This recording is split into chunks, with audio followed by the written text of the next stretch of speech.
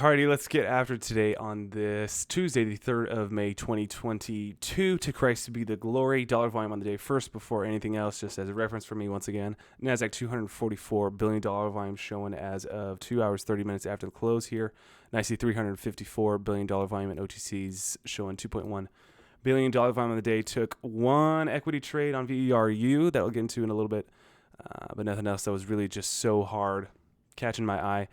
A lot of journal notes today too. I'll mention doing my little futures aspect of it. I missed the session-wide strategy just became stupid for some reason, and a little bit of we had something else going on last night. So just trying to figure that out and then trying to watch it and not necessarily get filled. I didn't think I had it turned on, and then it was like at a 1.5 market, but wasn't getting filled on some of those orders, and stupidity and confusion and real life, real world problems going on with that. So cut it off.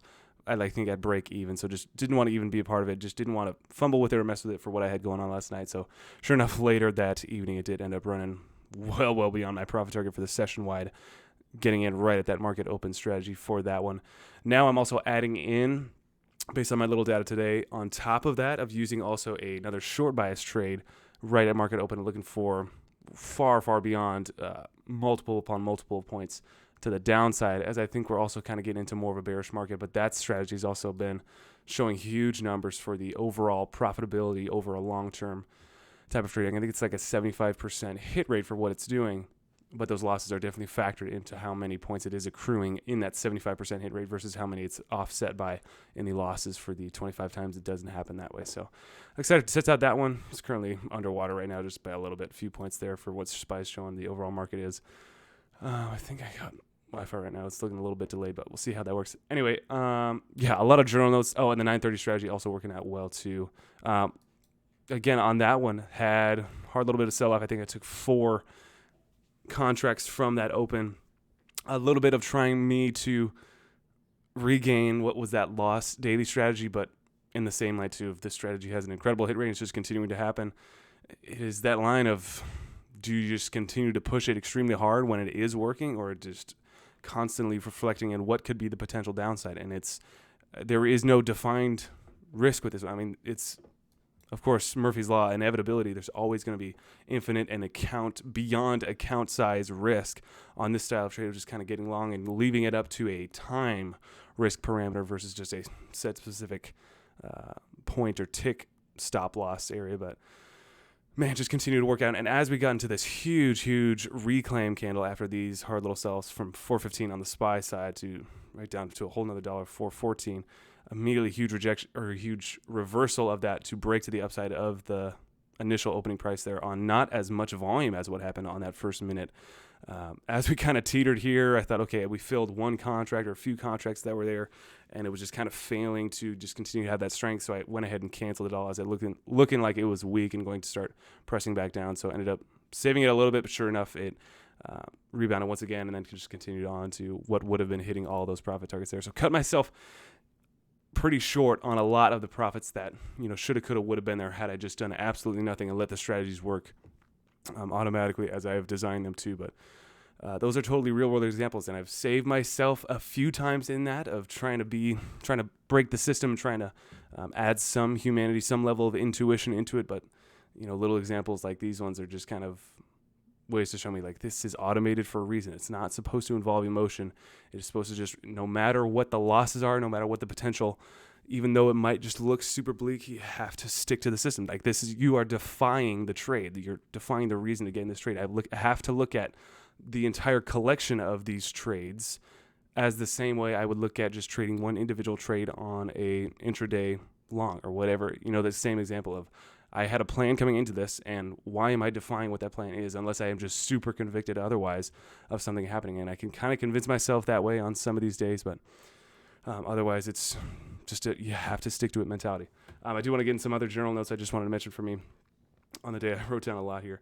Just so relieving of just that thought I had today of, man, seeing a lot of first green day movers, or normally seeing my preparation is, okay, what are those first green day movers? What are the stocks that are hitting the mover scanner pretty nicely, and what's up big on the day? That was my main focus and really what I looked at as tradable. These are my stocks of tradable assets on the day.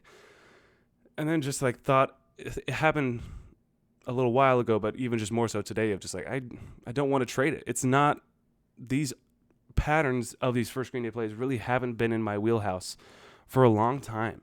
And just me trying to continue to bash my head against it, I'm done. And how refreshing and invigorating it was for me to just be able to say that and then look at those specific charts through a totally different lens, and then just be able to identify them for what they are and not be so biased in trying to create a dip and rip setup out of them, or trying to find a spike to short into, or just whatever little parameter I normally try to set on it because it's the first green day mover. That's just what they're supposed to do, and falling in line to the bias that I've found so many times because somebody else's pattern that's just become, this is a well-known pattern, this is how they made their money, blah, blah, blah, whatever that circumstances was. However, that got cemented in my head. That's just kind of what I fell into, and it never really was my trade in a sense. I never had the fullest breadth of the reasoning why they move the way they move and finding the exact characteristics of why they did that. It's just kind of like, this kind of looks like a similar chart to what that one person that one time said they did on that chart, and that worked out well for them. So trying to apply those same principles, but it wasn't really mine.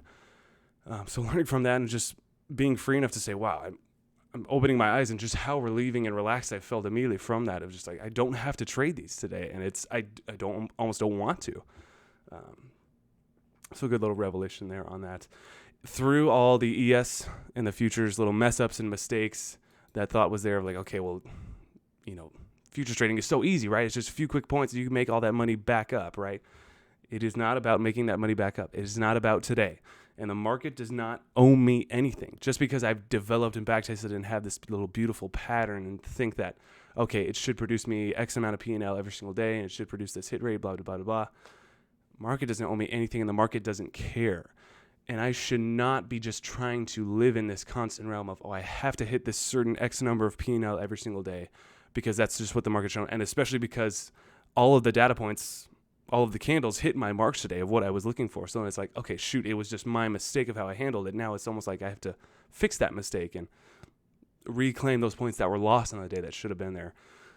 And that's tough to say, like, yeah, you need that P&L for the actual strategy to play out, to balance out the losses that are there. If you're just not being a part of the profits, like when the losses are inevitable, when you're there for the losses, they're going to inevitably hit you harder because you miss out on those profits, right? But in that same light, the realm of fixing it needs to be in not digging a deeper hole. I've done that so many times. I did that in February, I believe. That was just, I didn't really realize it at the time, and I knew what I was doing consciously, but I just couldn't reel myself back in to say, just stop and watch. There's going to be another day. The sun is going to rise again. It is not about today. It's not about becoming a millionaire today, because it's not going to happen. There's going to be another day, and there's going to be another opportunity. And don't try to force more than what is actually there. And don't try to take anything more from the market than it's willing to give freely. Trying to force more out of the market and think I'm bigger than the market, or I know how to operate the steamroller that's coming right at me, is just lunacy. It just seemed like such a total chop fest on SPY today. I did get a little MES trade. I think I even forget if I was going long or short, but found a little bottom there, actually within this sentiment of going long here, I believe, and having a nice profit, and then sure enough, just getting slammed back down, and just total chop fest all the way through, creating new highs, coming back to new lows, holding a little bit, creating new highs, but then just all the way back down below VWAP, and just total chop within that first 15 minutes, even close to an hour and a half after market open there. Just really not fun. And it was even played out through the whole rest of the day. It just, okay, we're getting all the way to 419 here on the day, but now we're back down below opening price there. We're green on the intraday spectrum and green on the previous day close as well. And so in total, we're 0.46% in the green, but it's just like, okay, this was just one of those days of just total chop. Everybody's still figuring themselves out. It wasn't like there was hard conviction one way or another on the day. The stupid delayed data is screwing me over. But obviously, since we broke that hard low the previous trading day yesterday, this wasn't going to be such a hard conviction style one way or another. It wasn't going to be an immediate hard dip by bounce off of today, but certainly volatility and volume coming in on the day to add some spice and some flavor. I'll just keep going, see if my internet comes back on. I really do enjoy, another point in my journal here, of those little MES trades that I mentioned of, I do not view them any way, shape, or form as, I want to put this in the most apropos way that I can, but it's not like real money to me. I used to totally and definitely look at that as, oh my gosh, this is just so this futures trading is just so much easier than me trying to kill myself with $1,000 position size on trading equities and small cappers and listeners and OTCs, especially of trying to force trades like that. Oh my gosh, with such a little cash, I can also, okay, there goes my internet. I can just so quickly like increase my account or just make that daily P&L like that suits me and feels good to be a part of, like, oh, I'm getting a daily income in a sense. But what a lie that is. That is not trading. And my point on that of like how then that led into the psyche problem of trying to trade the P&L and not the actual trade, and just trying to be a part of like scalping moves that were not and are not even there, versus just trading the chart and trading the P&L. So I think today, especially in, I don't know really how I really achieved this point or what state got me into this, but just maybe a little bit of stepping away or having that clarification to say, or having both the balance of the equities trading and the futures trading, that I don't look so hard at one or the other that, oh, this is my form of trading and this is where I need to collect my money.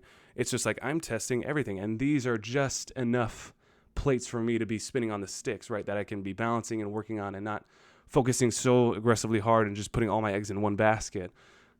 But I can continue to balance myself out and just have that perspective, openness to be like, oh, okay, yeah, futures didn't work today, but I still have equities. Or okay, yeah, equities like today. I don't really want to be a part of these equities movers.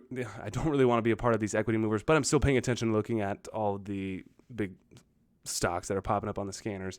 But then as I'm saying to myself, yeah, I just don't want to be a part of it. Okay, focus can now go to, I can keep that same gear workload in my head, but then just shift it to futures and not just get so wrapped up in, okay, now I have to shut it down, but I'm still trying to watch the same thing that I was watching that I said I didn't want to be a part of at all. And then having to sit there in that FOMO or just in that just temptation, obviously wanting to push buttons, different things that way that just obviously can continue to build as you just stare at computer screens over and over again all day, every day. But having that little bit different of modalities or just other research opportunities to look into, that's totally fits my psyche, and I'm very glad for that I especially writing that down, being self-aware enough to write that down in the journal today. I wrote in my journal of like, I view it as funny money. I'm not being irresponsible with it and just going ludicrous of how it used to just be, if it was a green candle, just buy it. Oh, just get the quick scalp. It's another $100, blah, blah, blah, whatever it was. Not being irresponsible that way, but just not being so attached, especially to that unrealized P&L or just the overall P&L of it, because I was up, whatever, 6, 7, 8 points at one point. I think we even got to 10 points for whatever I was up, and I forget which specific one it was. $50, little trade off of my one ES contract. And it's like, oh yeah, that's sweet. That would have been a nice little trade on that one. Obviously it's much easier to calculate the unrealized profits on how many contracts you're trading and what instrument you're trading. But just still, even at that point, as it comes back and slaps my break even stop out point, it's just like, it's fine. It's whatever. I learned from it. It wasn't, especially just from the fact that it wasn't a loss or a P&L drainer that way. Let's do that again. Let's find another point like that, and let's not just try to go willy-nilly of taking unrealized losses of 10 points and hoping we can get 2 points back in return on just a very speculative and discretionary trade intraday. But yeah, I'm just getting very broad brushed here in this introduction still. So just a lot of journal points that I had today. Last one that I did want to mention still in this very long-winded introduction, but I just still feel very critical of, this is my computer that I'm talking to. Anyway, I used to hide away a lot from my emotions. And because, it's obviously bad to trade on your emotions. Being an emotional trader is not, being a trader who trades on their emotions is not a good thing. But to say that you can never have emotions is impossible, and that's inhuman. That is robotic trading. That is not human, and that's not the markets. The markets are emotional. That's why there's price divergences. That's why there's opportunity to make money, because it's human emotions, and that's never changed since the inception of the stock market, right? So I used to always try to hide away from those emotions because I thought then involving them at any ratio into my trading or just in general life and perspective, I thought that would tamper what I was doing with the screen and what was going on with my preparation and research and every push of the button. But in reality, in my trying to just completely eliminate them and pretending that they didn't exist was so harmful and negative too, because that took away a lot of understanding of why these charts were doing the things they were doing. Because when I do have those emotions, as I am a human, then I was just living in this, I want to say, dystopian state that I was trying to force those away and thinking I was doing something good by doing that and just trading robotically and looking at the chart for that's red and green candles exactly what it is. But in reality, I should have been addressing those and saying, hey, I see you emotions. I recognize you. I'm not going to act upon you, but I'm going to label you, and then I'm going to try to reflect on the chart and say, okay, why am I feeling these emotions? And would other people be feeling these exact same emotions? Would other traders be in these exact areas that I would be? Does the data, does the VWAP suggest that? Now that's tangible. That's more leverage to be able to trade upon. I mean, that's what Jack number 2 was talking about in the recent TUI talk show, or just whatever daily small recap that they had yesterday. A little bit of not involving yourself in the emotional aspect of it. And I remember that specifically from one of the other traders in the Unknown Market Wizards, the Jack Schwager book, of one guy that did exactly that, of labeling your emotions and recognizing them and then using them to trade upon. It doesn't have to be just because emotions are there. You know, that was my mindset of it, of trying to eliminate it completely, because, if you tell me emotions are bad, okay, then let's eliminate it. Let's get rid of it completely.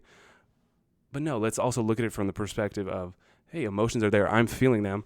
I'm not going to act upon them because I'm more disciplined than that. But let's also recognize them and see, wow, how can I use this to be able to trade upon as another source of another data point, another checkbox to mark off on of like, wow, I'm feeling this way, so other people could potentially be feeling this way as well. Or just as another reason to, gosh, okay, let's step away from the markets because I'm feeling these emotions, and this is certainly my time to, this is my body telling me of like, I need to be doing this or this, whatever the situation may be. So just going to continue to focus on that more, of not trying to eliminate emotions whatsoever, because I'm human. They're going to happen, but addressing them first off and foremost, labeling them for what they are, trying to find the reason of, okay, why am I feeling those emotions? Is it a physical thing? Is it the sleep or the food, nutrition? Is there something going on external of relationships, blah, blah, whatever that way? Is that the reason for it? Or is it market induced, that it's my choice of how I feel or how I respond to those feelings? You know, it can make me feel however it wants to feel, but my choice to that response of those emotions is absolutely my choice. So focusing on that more and more and using that as a source for more inspiration on trades is definitely something I want to keep an eye on that way. So very long-winded introduction with that. I want to get into VERU now very quickly. Very small trade that ended up stopping me out today, 15 shares that I was sizing into. Started out with 10 shares, and I'm going to get into a kind of more in-depth thesis on this trade. But this trade was definitely based off of the end of 2020 move that happened on this crazily. Right back here in this absolute craziness that had the spike up, gap up, a little bit of sell-off, reversal of that gap up break, a little bit more sell-off, slow little grind down below that point as well, then reversal, break back to the upside.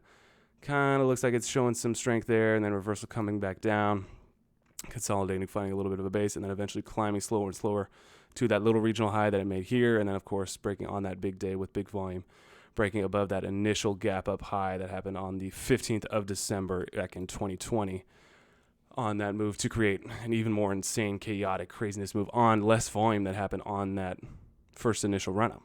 So with that same type of thesis, I was waiting very, very patiently on this ticker for a long time, of looking at this same run-up and trying to parallel it to what happened back in 2020.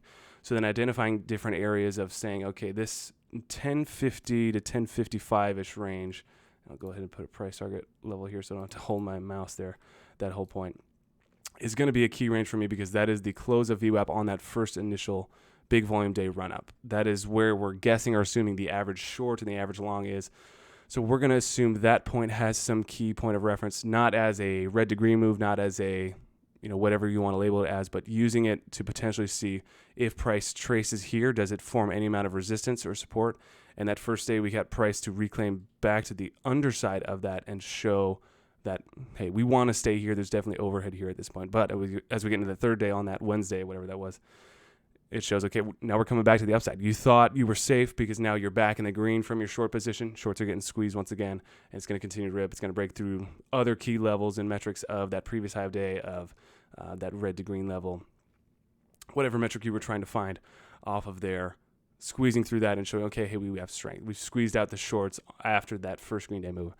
Day following that, proceeding, okay, it's getting choppy and weird. We're kind of in these unknown territories. Of course, this is I have to mention that this is an entirely different market than when this move similar to that happened on that 2020 late December move. And of course, this is also factoring in that there's going to be potential overhead from that move as well, whereas that move had zero amount of overhead, and it was just the craziness, absolute berserkness type of stock that it was back then. But sure enough, we get a little sell-off after that day, a little bit more sell-off and resting, not anything too crazy, coming back closer to that initial 1055 line that did have some amount of inflection. It's not always going to be hard key psychological levels or hard technical levels ever. But sure enough, we do get a pretty precise bounce on this Friday, whenever this was, this day here, that ends up holding pretty nicely and getting some more short squeezes off of there as price action was slowly going to unveil of, okay, we're not going to actually break back to the downside and put in favor the green back on a lot of P&Ls of the average P&L that's assumed. Of course, I can't tell for sure, but it's just a lot of assumptions being made for this specific price level and price target. We get the bounce off of there. Again, a little bit more craziness of trying to decide where it wants to go. So many more different levels of we can identify from these days of trying to find their close of view app for what that day's volume potentially produced as the average position at that point. And then looking at anchored view app as well, how it would slowly rise a little bit in different key levels. $11 level showing some amount of strength or beauty there. So many different key levels that you can identify in this one, or try to find some amount of inflection in. But I really tried to stick primarily to that initial first one, and in the hopes and aspirations, since it still acted as support fairly recently within 3-4 trading days ago, that potentially 5 trading days ago, potentially that line could still produce some action. And sure enough, this Friday, after it had that news catalyst, I think that disrupted, or this was Monday, yesterday, I think it disrupted a little bit of the flow, and of course that little bit of naturality of what would have, I want to say naturally occurred. Of course, this is exactly how it was supposed to happen always. How it happened is how it was supposed to happen. I can't try to second guess it or recreate it. But of just how potentially that may have induced a little bit more weirdness, or the breaking of that level that I was very surprised that I was away from the computer screen for the afternoon before I really saw this one break that level. But it did show a potential amount of resistance as it came back to the underside of it and showed, okay, now we're closing underneath there. But even still coming into today, I then assumed, okay, well, it's broken that 1050 level that I was kind of using as my key line. We're still in this little range of support. So potentially I could see us holding here for whatever reason, that this level has been identified of just below 10, maybe 960-ish level, as obviously held on that second day and a little bit in the third day green day pre-market. The third day pre-market, of course, minimal volume there, but still price is what it is. As we're holding there in this pre-market a little bit, and of course yesterday's after hours, I'm saying, okay, I want to go ahead and size in with 10 shares, knowing that $100 size, if this thing breaks back to the upside of this 1050-ish level, that's when I would slowly be starting to size in with much bigger size of closer to 50 shares, 100 shares that I would definitely want to be sitting in comfortably, as price would hopefully have been reclaiming back to that $12 area, maybe consolidating a little bit more, and then looking for a near immediate run up that, again, similarly paralleling to this 2020 move, this craziness of price picking up to create huge jumps to the upside of shorts getting squeezed from initial moves, from ejections here, and kind of modeling this move of whatever happened on this day on the 22nd of April as a similar point to this, where we had back in 2020 here on the 4th of January that had a harder sell-off day, and then assuming the 5th, that had the big green day reversal. I kind of was led to believe, or just making assumptions in the same light of, okay, this day, the 22nd of April, was making similar moves of breaking lows, not really breaking what that initial spike was, but the day following that was a huge green move to the upside. So, okay, maybe there's some amount of similarities that we can draw out of this to that move. So let's watch for a similar drawn out daily pattern that just doesn't look like it's selling off hard, but it's just kind of slowly meandering towards a little feathery, graceful fall back to still holding key support levels, and then potentially ramping to find a breakout level at that point. So knew this was a more preemptive trade than anything of, intraday it looked pretty nice, and there was a little bit more successive price action to follow my entry, that first little 10 share entry, but kind of should have realized after it perfectly bounced off of that resistance level that, okay, shoot, it's pulling back, okay, we found a little bit of a bottom. It looked like it was breaking a little bit and maybe collected a few more stops, whoever was risking that low of day, obviously as a long here, and that's now reversed. I'm still kind of in it. It's within that new risk level that I've defined for myself for what this preemptive trade was, in a sense. So adding another 5 shares, but sure enough, it rejects off of VWAP at that point and then slowly just turns over and finds a lot of barrel steam and to the downside there after my exit and just continues to look weak. So I really, I want to say that it's certainly dead for what my entry point was, but I can also say or suggest that 2020 move, if I'm still trying to parallel it or call it the same thing, did have a pretty similar move on that first attempt, that it breaks the low, gaps down, and breaks that low for that gap up, but does have a nice green day after it to follow.